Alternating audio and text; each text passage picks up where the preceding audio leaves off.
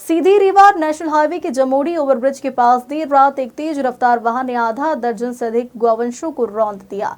इस दर्दनाक हादसे में मौके पर ही कई गौवंशों की मौत हो गई, जबकि 2 बछड़े गंभीर रूप से घायल हैं।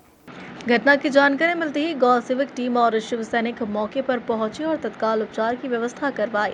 घायल बछड़ों को डॉक्टर बुलाकर प्राथमिक उपचार दिया गया। एक बछड़े के दोनों पैर टूट चुके हैं, जबकि दूसरे का एक पैर बुरी तरीके से क्षतिग्रस्त है। शिवसेना प्रदेश उपाध्यक्ष विवेक पांडे ने प्रशासन की लापरवाही पर कड़ा रोष जताया।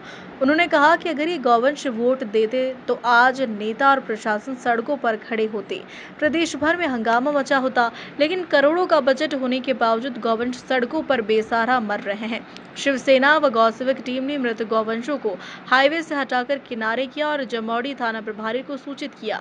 थाना प्रभारी ने मृत शरीरों को दफनाने की जिम्मेदारी ली है।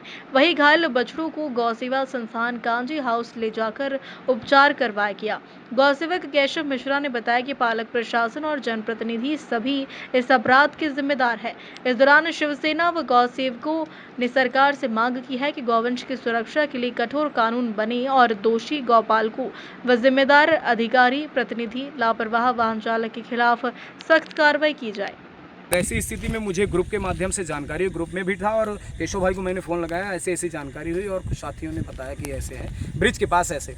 और जब मैं यहाँ पे आता हूँ तो लगातार मैंने देखा करीब 4 गौवंश, आप देख सकते हैं, लगातार बॉडी पड़ी हुई बुरी तरह से एकदम जबड़ा टूट गया है, बुरी तरह से एक्सीडेंटल है। और इनका सिर्फ ये दोष था कि ये खेतों में जाते हैं तो किसान मारते हैं और सड़कों में आते हो तो बड़े वाहन मार देते हैं। और सबसे बड़ा कारण है, इसके बाद भी नाकाम लोग जो जिम्मेदार इतने बड़े गौशाला के नाम पर इतना बड़ा करोड़ों का एक साल में 3 से 4 करोड़ रुपए बजट आने वाला पता नहीं कहा जाता है। और सबसे बड़े अपराधी तो वो हैं जिन्होंने पाल कर रखा और हरामखोरों ने रोड पे छोड़ दिया। आज गौवंश मरने के लिए तैयार हैं। इनका अपराध है, इन्होंने इतना बड़ा पाप किया है, जन्म लेके अपराध किया है, आज इनका इतना बड़ा पाप हो गया है। आज लगातार इनके लिए कुछ व्यवस्थाएं नहीं है। हमारे भाई एक्सीडेंटल गौवंशों के लिए सुरक्षा के लिए काम करते रहते हैं, 1 रुपए की मदद प्रशासन से नहीं मिलती, किसी प्रकार का सहयोग नहीं मिलता। और ऐसी स्थिति में गौवंश की सेवा के लिए समाज सेवियों के चंदे से छोटी छोटी रकम से अपने जेब के पॉकेट से लगा के करते हैं, उसके बावजूद भी ऐसी स्थिति। पापियों के ऊपर तो सबसे बड़ी कार्रवाई उनके ऊपर जो पाल के छोड़ रहे हैं, जो पालक हैं, और 2-4 जेल गए ना, हिकड़ी इनकी पिछवाड़े में घुस जाएगी। आज कारण कहीं ना कहीं दुख का कारण है कि किसान ये चाहते हैं कि विदेश से आए, अमेरिका से आए हैं गौवंश, आज मरने के लिए तैयार है। 11 बजे रात में देख रहा हूँ, अभी कुछ दिन पहले आपने सोशल मीडिया में देखा होगा, लगातार मरे हुए पड़े दिख रहे। आज सीधी की कहानी ये दिख रही, लगातार मरे पड़े हुए। अभी एक इंसान मर जाता ना तो यहाँ हजारों लोगों का हुजूम होता और पूरा हाईवे जाम होता, पूरा प्रशासन सिस्टम यहाँ होता। लेकिन सरकार के नाम पर, गौवंश के नाम पर आते हैं, लेकिन कुछ सिस्टम नहीं है। बहुत दुख है, मेरे पास शब्द नहीं है, ऐसे तुच्छों के लिए कुछ कहने के लिए शब्द नहीं। बहुत दुख लगता है ऐसे गौवंश की व्यवस्था के लिए। इनके लिए हम कर क्या सकते हैं? हम तो बेरोजगार हैं, हमारे पास कुछ नहीं। हम चिल्ला सकते हैं, लड़ सकते हैं। कलेक्ट्रेट में गौवंश को जब भरते हैं तो अपराधी हो सकते हैं, जिला पंचायत में गौवंश को भरेंगे तब अपराधी हो सकते हैं। कर क्या सकते हैं? हमारे पास इतनी व्यवस्थाएं नहीं। जिनके पास व्यवस्थाएं हैं तो मस्त एसी में पड़े हैं, कमरे बंद हैं, साल में 3-4 करोड़ आएंगे, कहां जाते हैं, कैसे जाते हैं, मतलब ही नहीं। हम लड़ेंगे, अपराधी हैं समाज के नहीं है भाई, हम बेरोजगार हैं, हम युवाओं के पास नहीं है, इतना ही कर सकते हैं। ये चिल्ला सकते हैं, लड़ सकते हैं, और ज्यादा करिएगा तो आप जेल भेज सकते हैं। तरफ से आपको क्या जवाब मिला? सीधी सी बात है कि किसी भी अधिकारी के पास आप इस वक्त लगा के देखें, किसी का फोन उठ जाए तो बहुत बड़ी बात है।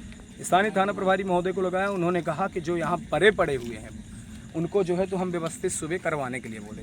हमने कहा कि हमारे जो यहाँ पे जो साथी मौजूद हैं, उन सभी साथियों ने मिलकर हम सभी ने उनको उठवा के आपके सड़क के किनारे करवाया। हाईवे में पड़े थे तो इनकी बॉडी का पतन ना हो। इस बच्चे के लिए व्यवस्था के लिए कुछ नहीं है। हमारे गौ सेवा दल के जो हमारे भाई हैं केशव मिश्रा, वो लगातार यहाँ जो हमारे सरकारी कुछ कर्मचारी थे वेटनरी से जुड़े हुए, वो लोग आए थे, उन्होंने अपना जो भी ट्रीटमेंट करना था सभी को ही मिलकर इतना करवाएं। इनकी व्यवस्था के लिए सिर्फ एक ही स्थान है, वही कांजी हाउस, जहाँ गौ सेवा आप कर रहे हैं लगातार। कर क्या सकते हैं? किस प्रशासनिक अधिकारी से कहें? हमें 10 साल हो गए चिल्लाते हुए, और 10 सालों में क्या रिजल्ट आया?